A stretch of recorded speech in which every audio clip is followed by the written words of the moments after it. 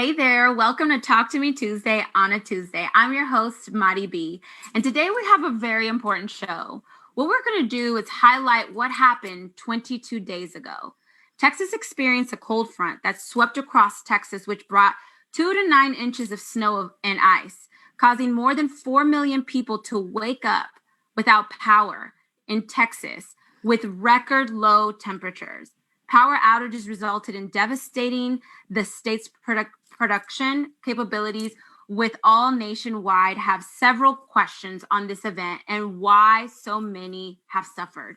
So today I have the pleasure on having on today's show the managing partner of D. Miller and Associates PLLC, Ramesh Raghuthaman.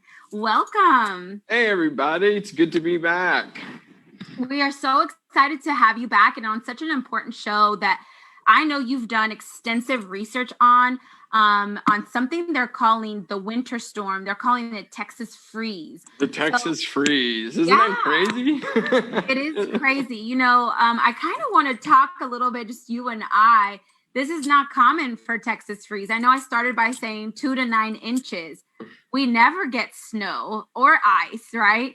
I know some of our fellow states may say, oh, that's nothing. But for Texas, that's a lot. So when was the last time you remember that we got snow and ice? I don't know if you remember the year. I actually do. And it kind of goes into a little bit of kind of answering some of the questions of kind of how we got here. But just real quick, I will tell you, I went to college in Cleveland, Ohio, and I went to law school in WashU in St. Louis. So I was fully versed with the snow. But I can tell you this much, you easily forget how to deal with it as soon as it gets cold here. But, in terms of how did this kind of happen and how did we get here? Look, it was really a long series of events. And I'm going to start by answering your original question. 2009 is when we had our snow here in Houston. And I think if we all remember, it was a couple of inches. And I remember seeing all of the homes covered in snow and having snow and schools being closed and all of that. But the absolutely interesting point out of all of this, okay, is it was literally 18 months later or, around that time frame when this whole decision to have Texas do its own thing and operate under its own grid, well, that decision was made subsequent to that storm. So it's really frustrating especially from a lawyer standpoint, because one of the things that, it's kind of basic theory for us is this was foreseeable. I mean, it just happened. This was not something that was not going to happen again or could not happen again. So, having that happen in 2009, having then Texas kind of go off the grid and go privatized or however they've got their set up to do that, a year and a half later, knowing what we just went through and setting up a system without regulations that did not have to adhere to normal, like national standard regulations. And just to make it simple for our guests, and I want to keep this short. What the importance of regulations are on these types of systems boils down to this. For all of us that know, for all of us that are watching, for all of our families, for all of us personally who's had a pipe burst and are dealing with that now and are living in their homes, having to pick up again, well, guess what? We have copper pipes in our houses, okay? The reason why we have copper pipes is because there's no regulations on the type of pipe. If we had regulations, we would not have copper pipes, and copper pipes would not bust. Because if you think about it, St. Louis, Chicago, any other city place, that's just a normal weekend for them, what we went through. And there was no reason why the power and water should have been affected. This was. Yeah, and so I want to kind of, you said a lot of good stuff. So I kind of want to go take it back a little bit. So you mentioned a lot, and I want to make sure our viewers are definitely kind of seen, and we're going to uncover what happened, how, and all that good stuff. So you just said something important. The last storm, which was one of the questions I asked was in 2009. I remember I was in college. I remember it was an ice storm. I couldn't even walk out because the steps were just full of ice. So I do remember that. I don't ever remember the electricity going off. So it's very interesting that you're saying that right after that, a decision was made. I kind of want to talk about that decision here in a little bit. What does that decision mean? What did it do for now our future, right? I do want to address that here in a little bit in the show because there's more things that we need to unfold. For those of you guys that are watching, Attorney Ramesh Raghuthaman is going to really let you guys know what happened in this situation, what could have been prevented. We're going to try to make it as easy as possible because there may be some complicated terms when it comes to the legal side. So I do want to stress you've done some extensive research. You know a lot about this, and I think this is amazing. You can guide any of us that are watching on what rights do we have. And again, I just want to remind you guys, this was the winter storm that just happened 22 days ago here in Texas that they're calling the Texas freeze, where fellow Texans were left without power and even water and even cell towers for days in the freezing weather. So today we're going to be very transparent. Ramesh, I know you're going to uncover that transparency and that research that you've done, helping others on understanding those questions that everyone has. So first I want to start off with discussing, not only was it cold, it was freezing. A lot of us went through a lot of stuff. Everyone went through something different, including some of you guys that are watching. So what are some of the common experiences, even if yours as such, and or the damages that you are seeing and hearing about that people had to experience? Well, first and foremost, Mari, when you ask me this question, it's really unbelievable. We are Houston strong, but man, our city has really taken it in the chin over the last 3 to 4 years. Okay. I personally know a family that lost their home in Harvey, then again lost their home during the tax day flood because they were up north, and now had a set of water pipes and everything bust in their home due to the freeze. Can you imagine losing your home 3 times in 4 years? I mean, it's unbelievable what people have gone through, and people don't even really understand. Yes, our residences, our living, our home, those things we deal with, and we have to go through that. Okay, but did anybody ever stop to think about what happened to those who relied on machines that needed power for them to live? Breathing machines, oxygen machines, IVs, any of these kind of things. I mean, those kind of things are countless. But what we are seeing the most of, first, I think we need to mention, it is absolutely unacceptable and sad that we lost lives due to poor decision making and decision making that could have been avoided. Okay, I want to get that off my chest first.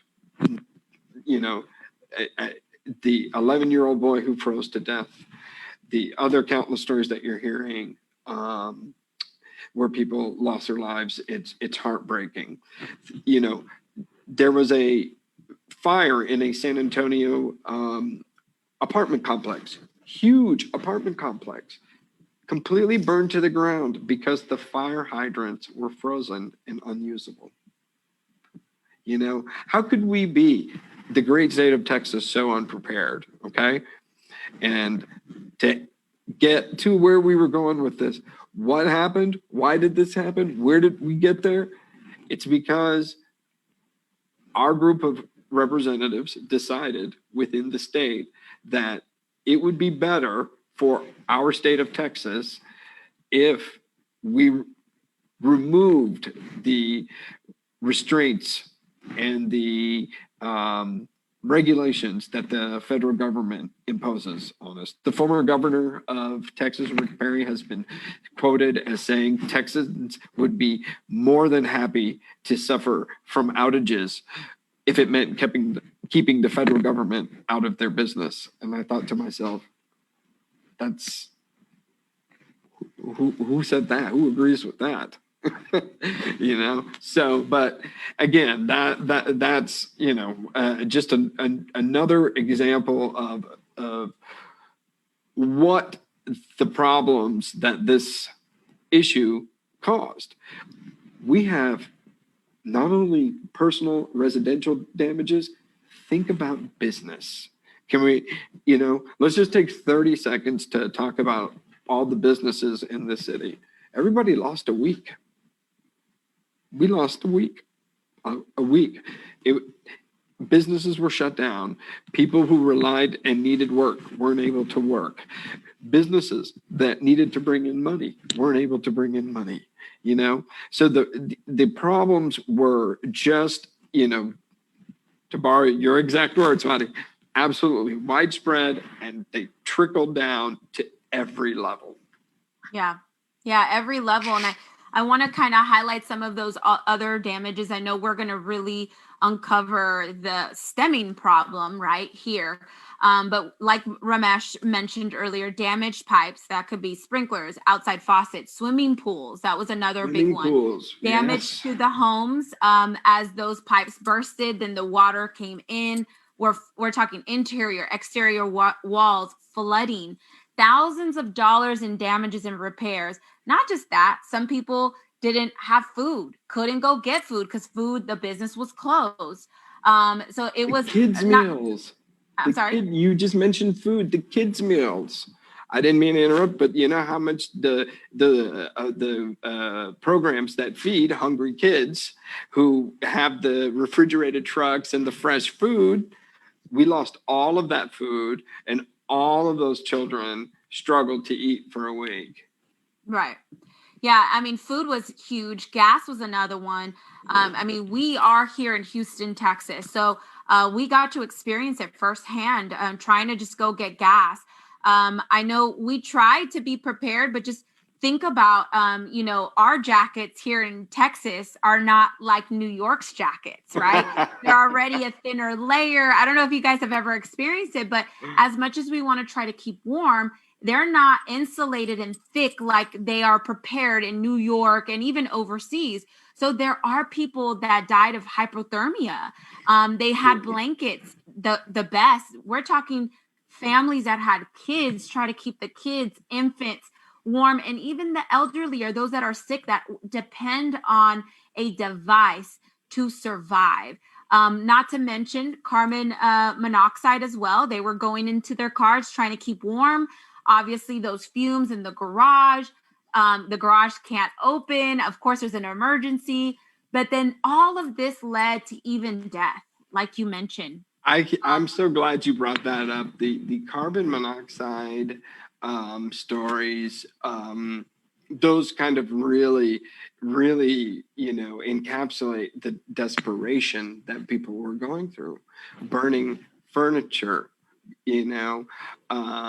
reading in the Chronicle about people in apartment complexes going and breaking off wood off the property, the fence wood, so that they could burn things and keep warm.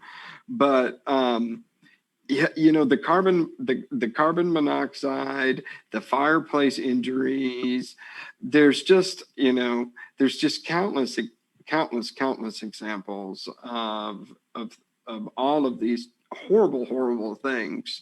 But when you really sit and think, do you realize, Mari, we're lucky and blessed, and we have a wonderful team here. We work with a great group of people. You and I both know what people are going through. Our own people are going through, having to get to work, put in a full day's work, then have to go deal with their residents or problems or, getting something fixed that was necessary. And I just want to highlight that. I think that's a great point. There's a lot of our peers, coworkers, and stuff that are on a list to get these repairs done. The list is long. So we still have people to this day that don't have water because to get to their pipe or to get on the insurance claim, it's definitely, we're talking days out. So that's also another valid point that you're bringing. I'm going to add one more thing to that. Do you realize on top of that, not only are the list long, there are a big time shortage of parts. And I don't remember where I was talking to, but apparently, I followed up and was taking a look online.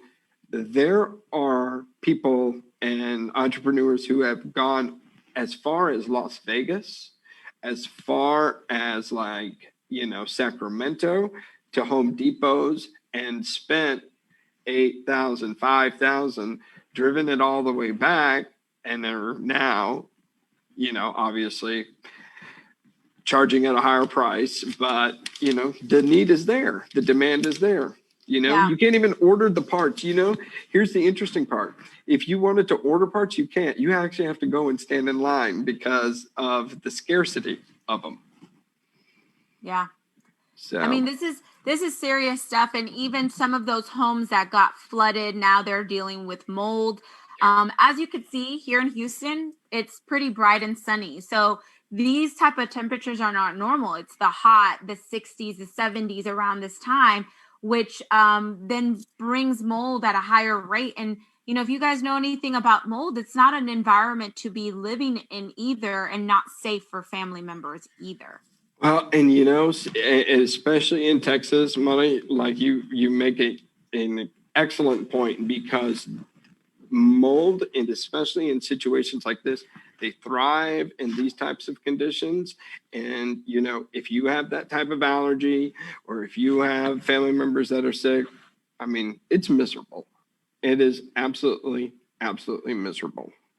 Yeah. And, we definitely want to extend our, warm wishes, our prayers to all of those that are still suffering, that suffered.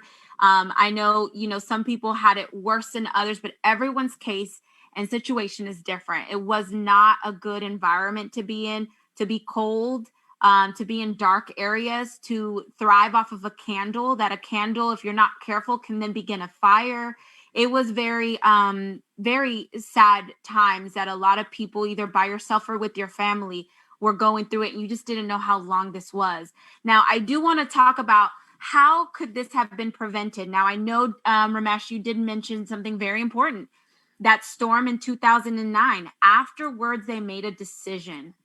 Could that decision, if it would have been a different decision, have prevented all of this to its magnitude of what we all experience in the state of Texas? We're not talking a city, we're talking about a state, and Texas is pretty big. So could this have been prevented? So here's how I'm going to answer your question. Yes, it could have been prevented. Even when you're speaking about the entire state of Texas, this entire problem, this situation, could have been prevented. Okay? It is clear, open information that they knew the equipment was not standardized or certified to handle a potential winter storm such as the one that we had. They knew that there was a methodology or equipment for them in order to winterize and protect, so that we could have been like every other city that had a snowstorm over the weekend and had power. And they decided not to do that. And they decided not to do that primarily for money, to save money. because it saves money. You didn't have to do it. You didn't have to put it together. And two, from what I've read and what my research has shown me is they didn't think it was going to happen again. They were willing to roll the dice. And when you read those kind of things or learn about that type of analysis when it comes to decision making, basically what that says to me is we're going to make enough money that if something bad happens, it's worth it. And to me, that is awful. And that is not how your constituents and the people you represent are electing you to think. They are electing you to think about tomorrow, about addressing the issues that are in front of us and ahead of us. Yeah, like you said, it's awful to think like that. It's awful to think you save money, but did you really save money when now we're in this situation? It's awful to think that it's not going to happen again and put over 4 million people at stake. And I'm not talking about, just a little thing. We're talking about their lives are at stake. It's survival mode. We didn't have water at all either. That's another thing, with no electricity, no water. Then it was boil alert, that any water that did come out, the little bit, it wasn't good water. You had to boil it. It was really on a level of survival, for sure, for many. And I say this very sadly, that some didn't survive. So now I want to talk about a little bit, Ramesh, and I want it for those that are watching. I want to talk about what occurred. A lot of people from other states were looking at the news and were like, what? Why? How? What do you mean they don't have power? It doesn't, register and resonate with people that this is something normal. It's not normal. So how, if we want to get really technical and kind of deep dive on explaining the involvement of ERCOT. ERCOT is Electricity Reliability Council of Texas. Mm-hmm. You guys may have been seeing that a lot. The power grid, the Texas power grid. So Ramesh, here I want you to uncover what happened here. Okay. Well, look, one of the things that first I want to make sure that everyone understands is that ERCOT is the kind of the management company. Okay. The analogy would be they are the registered agent for, say, a company. Okay. Mm-hmm. It is the energy producers, the power providers that were involved in putting this together, in making these decisions and designing and building this system that potentially allowed this to happen. Okay. Now, the thing that becomes a little bit complex, and I think that people don't understand, is everyone wants to, look at ERCOT, and say, hey, it's only their fault, or it's because of them. I'm here to tell you, it's because of a lot of things. Okay, it's not simply ERCOT's issue. It's not simply just CenterPoint's issue. Quite frankly, it is a number of people's issues, and it is the power producers, and it is the people who decided, who put this together and made this decision that this was going to be okay. All right, but I'm sorry, I have to go back to one thing, Monty. When you were talking about the decisions that they made these decisions knowing that people could potentially die. Okay. And when that stuff happens, how we operate in this firm. What do? It's time to act. So yeah, for sure. And I don't know who wouldn't want to act on that, and who doesn't get, upset by just hearing that. Just my face told it all. I mean, that's crazy knowing that. The life and the mankind is so important around here. And I would not even make a decision that would cost someone's life. Now, those Or decisions I want potentially, to, or potentially. or You were not potentially, going to yeah, make a for decision. sure. Yeah, like Madi, you were not going to make a decision that potentially could end someone's life. No, never. And I want to talk about that decision. So you kind of made it clear there's a lot of responsible individuals, companies managed by, it's complicated, right? It's a complicated relationship. But I Yes. want you to kind of, they have 90% of the energy in Texas. And when I'm saying they, I'm talking about ERCOT. But I want you to talk about what decision was made. Did they just get a computer, flip of the switch, all electricity off?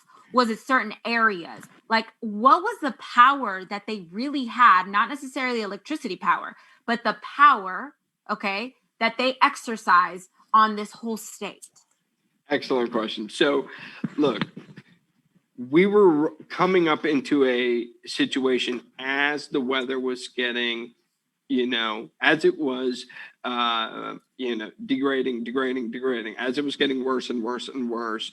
There was the anticipation that, okay, look, we're going to need power. Our state is going to need power. We have storms, we have all of this inclement weather that's coming. There are going to be need for power. Okay. And as the days came by and as the weather got worse and as the power started to increase, they were monitoring it. Those engineers, the scientists, people were monitoring it at ERCOT. And I'm sure a lot of us have heard of that, of how close things were. But essentially, while this was going down at ERCOT, they realized that the power requirements and the amount of usage and work needed out of this system that was not prepared for it was getting dangerously close to completely shutting down. The spokesman stated that they were 4 minutes and 37 seconds away from Texas being in a complete blackout. For a month. For potentially a month. And that is a best case scenario. We were probably looking at 8 to 10 weeks from what I understood. Now that's, I don't even know what to say to that, because I know in my situation alone, I didn't have rolling electricity. I didn't have electricity for 5 straight days.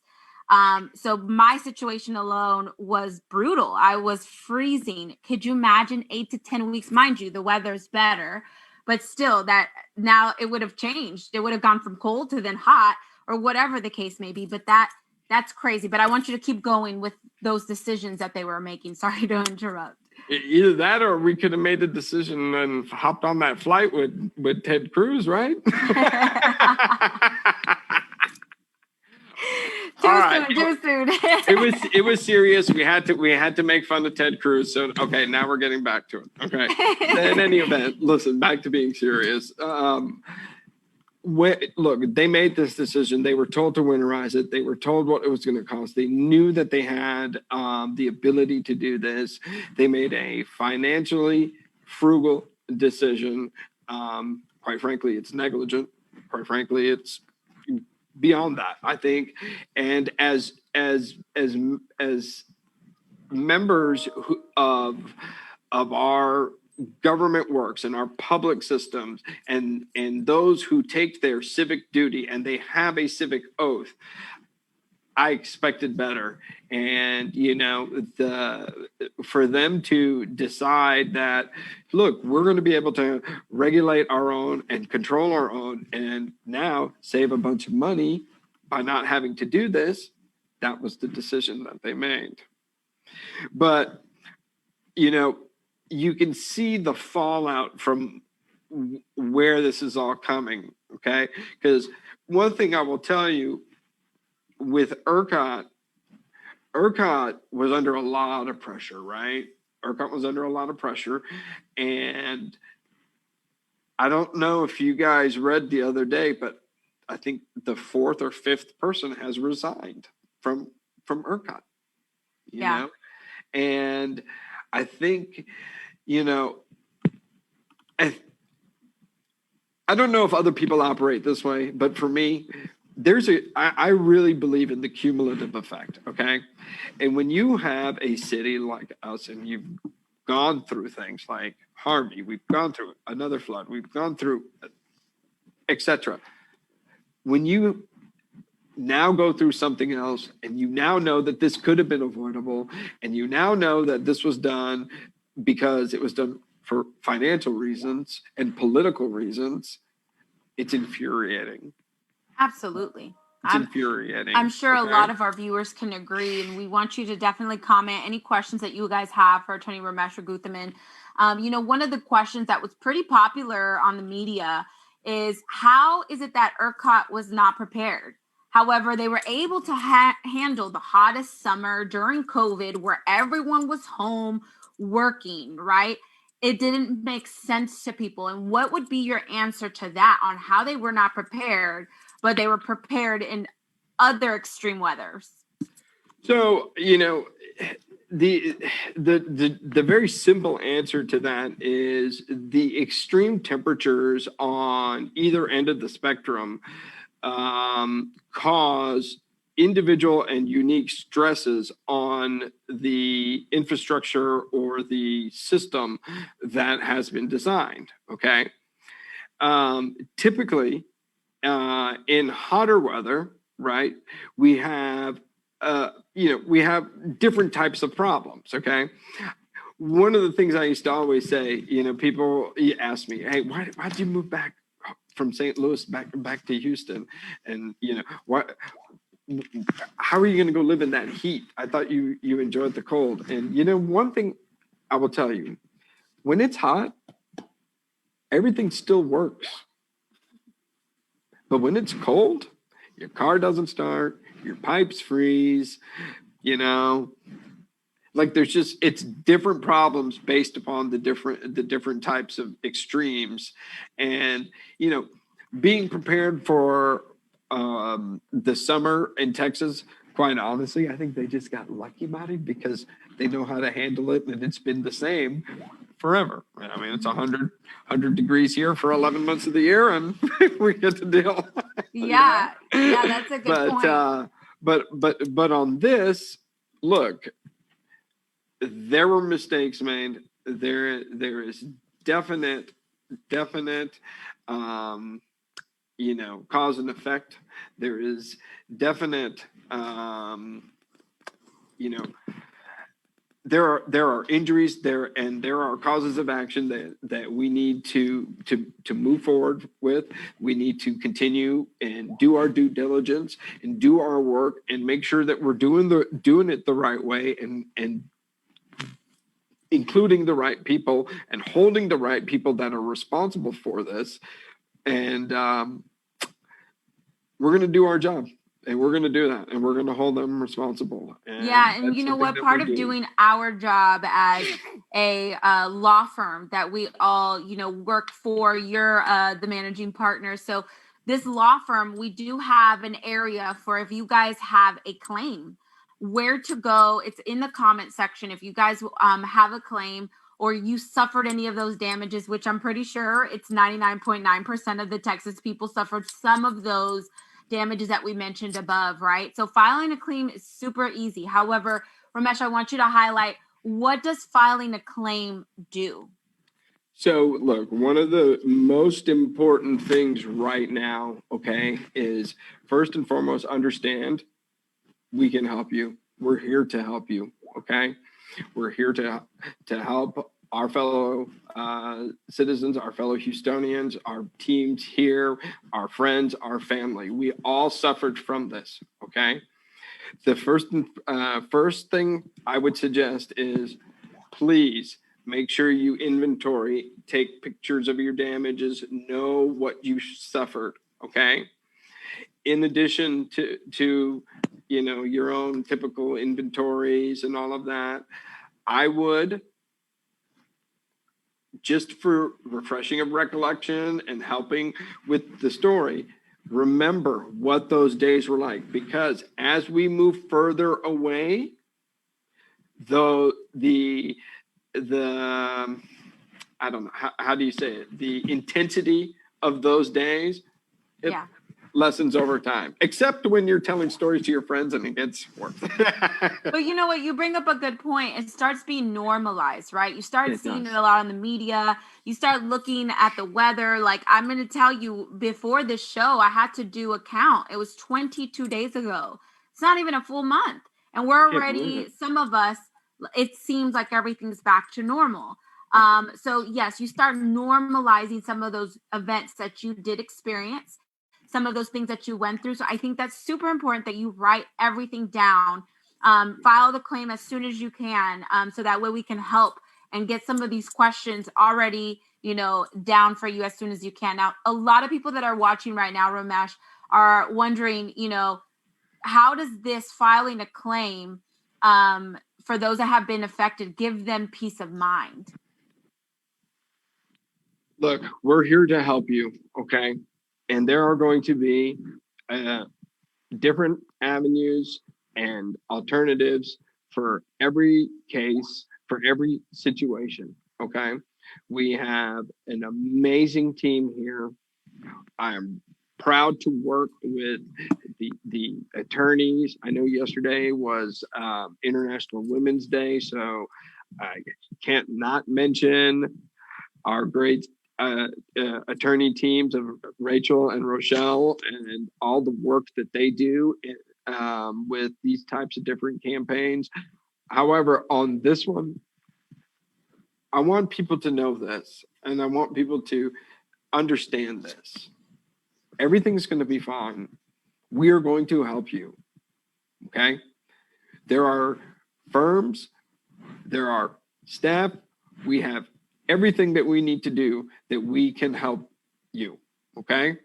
If you have questions, if you need answers, if you have problems with your insurance companies, this is what we do. Okay? So we are going to be able to help you. We are going to help people with their claims. We understand in Houston alone, what were they talking about? 1.3 million people? Yeah. Right? Huge cities here. Huge, huge. Okay. And I get it. So some people were very fortunate and had, minor to small damage. Some had major reconstructive damage. But understand this, you are always better off handling these types of claims with experienced professionals and teams and staffs like ours who know what we're doing and know that we're going to be able to help you and get you the best results.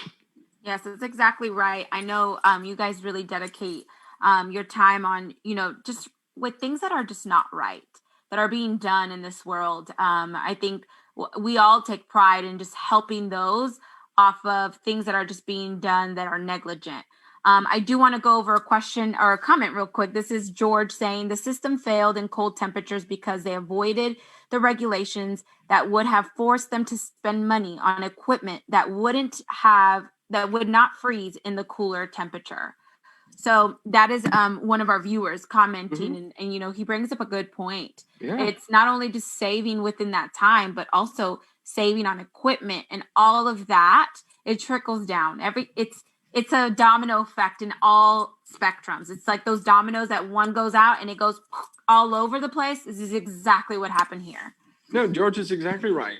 I mean, when he's talking about it, it's not just one thing. The cost includes a lot of things, right? I mean, if you have to winterize something, not only do you have to do it, but there's winterizing equipment, then there's winterizing guard, So he's absolutely right with that comment about what happened, why this happened, and how it was broken down.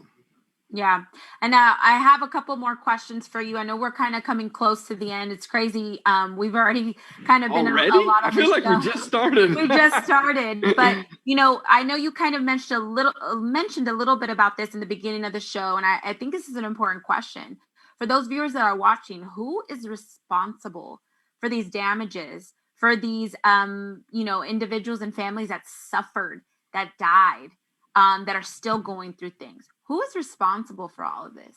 So in terms of, to give you, in order to be careful, okay? There are a number of people that are responsible, okay? While I do not want to provide any individual company names at this time or energy provider company names at this time, because we are still in our due diligence process, acquiring and obtaining everybody. But let me answer your question. Yes, we have people that are responsible, and we know who those people who are responsible, and we know exactly how to go about it and bring this fight to them. I know another important question for those that are watching. I know, some of those viewers may have gone through legal matters and know the time frame. Some may have not.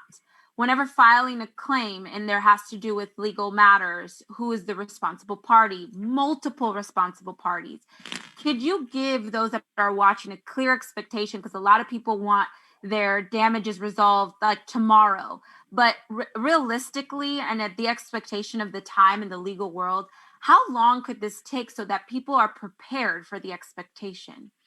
So we have a couple of things going against us, Marty. So I'll answer your question in two parts. First, obviously, there are certain timeframes in terms of how long you have to start your claim, right? We've heard those in our previous shows. We've talked about it, statute of limitations. They're different for different causes of actions in different states. But essentially, what a statute of limitations is, it's a time period that allows you to bring a certain claim. After that, you're not allowed to. Okay, so let me answer that question first.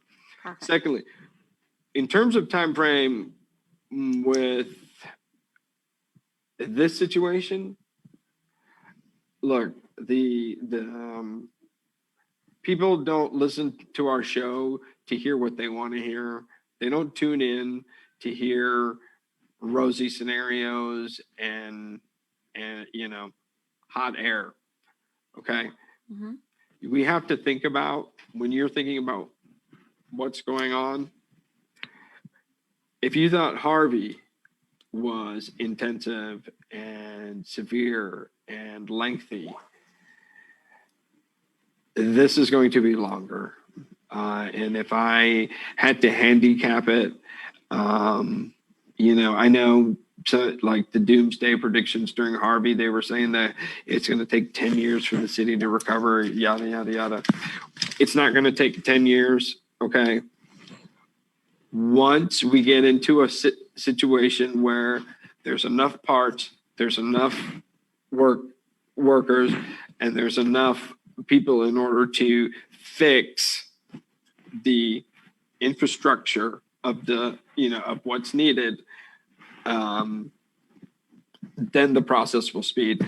But we're not there yet, and we're just getting started. And it would be really, really hard for me to kind of guess. And like I said, I don't think anybody listens to me to hear me guess. Well, yeah, look, in the legal world, there's a whole process, right?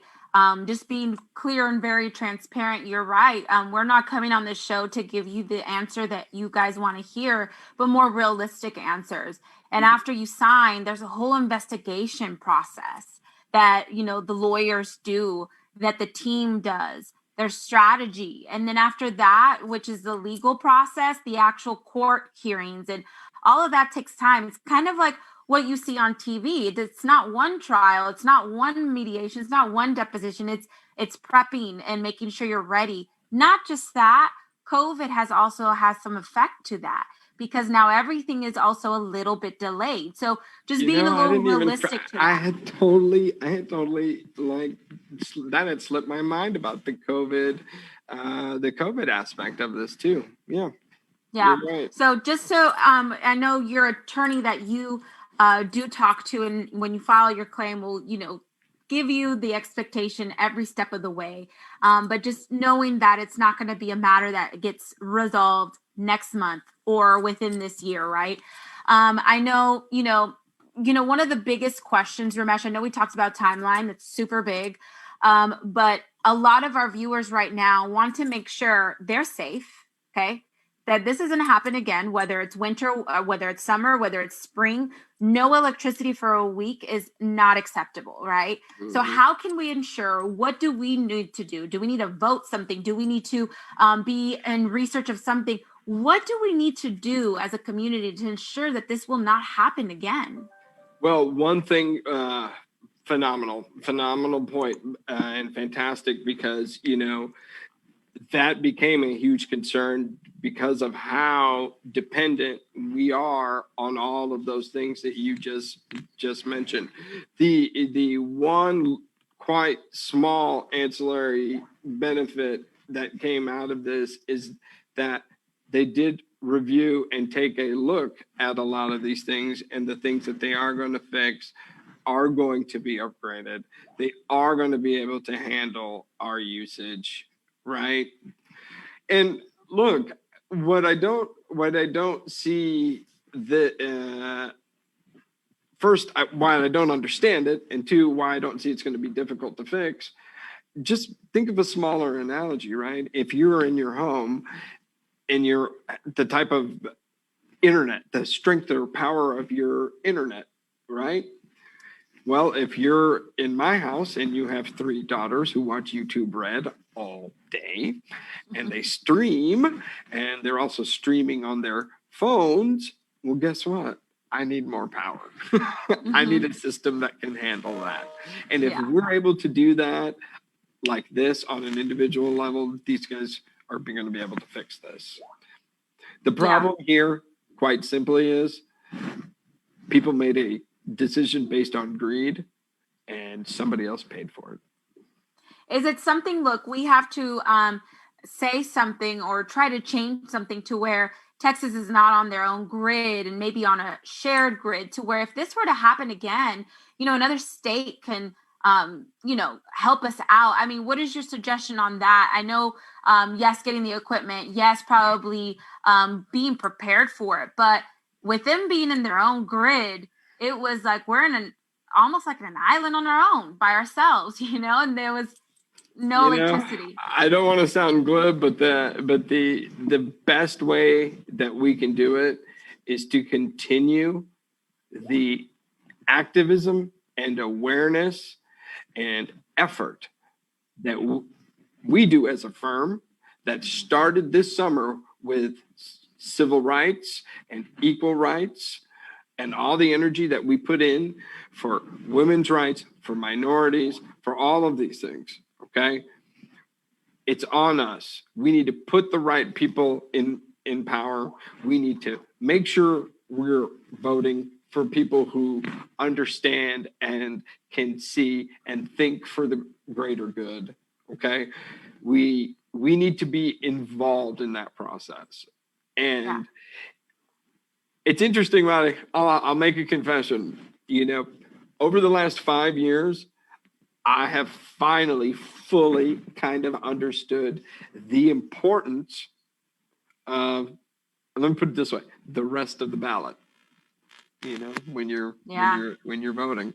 Yeah. Because, I'll be the first to admit that I didn't do my part, early on, years ago as a citizen, understanding what some of these, propositions were, or what some of these addendums were that were being talked about. And these are the kind of things that slip under the radar. And now here we're talking about them. Yeah, I think that's a great point. Within voting, it's not just what you see on TV, the president, vice president. There's other positions that make a difference within your life, within your community, within what you believe in. So there are other positions that do have the control of the power grid of Texas, right? So just really, I think we're in the space now of educating ourselves to where we are able to have a voice because we've done the research and gotten the education on what those positions are. So we're coming. Go ahead, Ramesh. I was just going to say, look, we need to work with the Department of Energy. We need to do our part. Okay. Send in your email, sign your petitions, spread awareness, be active, and let's put the right people who make, decisions based on the greater good in a position where they can make those decisions. Yeah, and even including someone like yourself. I know we all suffered through this, you included, Attorney Ramesh Raghuthaman, and you probably sat in the dark thinking not just about yourself and not just about your family, but also this community, the city, and the state. You guys thought what you guys need to do to ensure that everyone has a right and that everyone has a voice. So I want to appreciate someone like yourself that even going through it, it made you proactive and thought about how you can help others as well that are going through this. So I want to thank you for being on the show. This is not going to be the only show that we have on the Absolutely Texas not. Freeze. Yeah, there's a lot of questions. There's a lot more information, whether it has to do with the legal side or the not. But I think it's important that we come on the show and address any questions that our viewers have. So if you have any, load them up in the comment section and we will make sure we address them. So Attorney Ramesh Raghuthaman, do you want to leave our viewers with any last comments? Well, listen, I just want to say again, thank you to absolutely everyone who has tuned in. I know this was an important show. It's something that we take very, very seriously. It's something that on a personal level for me doesn't sit well. So, we're going to be leading the charge and we're going to make sure that we are able to help those that need to be helped. And look, while I'm on, I hope even in our firm, our people contact us, get to Jason, get to me. If you have any issues with that, if you have problems, you can always come to us. We are going to help you. For those who are watching, call us. That's your first step. Okay. Call us on our number 713-850-8600 and I promise you we will get you to the right person and we will start helping. Yes, Okay? definitely. Thank you so much, Attorney Ramesh Raghuthaman. That number is on the screen as well as on the comment section. The link to fill out the questionnaire that is confidential is also in the comment section. We understand that we have a lot to fix before things get back to normal. But here at D. Miller & Associates, we are now taking those claims that we mentioned to help the community. So if you or a loved one has been affected by the storm, please contact us, just like Ramesh Raghuthaman said, as soon as possible. And we have the dedicated team that can handle your claim in a confidential manner. People must be held accountable for the pain and suffering that was caused from the storm, and that goes from all of our pain and suffering. So I want to thank you guys first and foremost for tuning into the show, Talk to Me Tuesday. And I want to also thank you guys for sharing the show. The more you share, the more lives that we can help also that are out there that may have the same questions or that have been through the type of things that we mentioned, which is the Texas Freeze. So I want to thank you guys for tuning in to Talk to Me Tuesday on a Tuesday. I'm your host, Madi B. And look out, we are going to have more content. Madi and I've got some ideas. Yes, we do. Until next time. Bye, guys.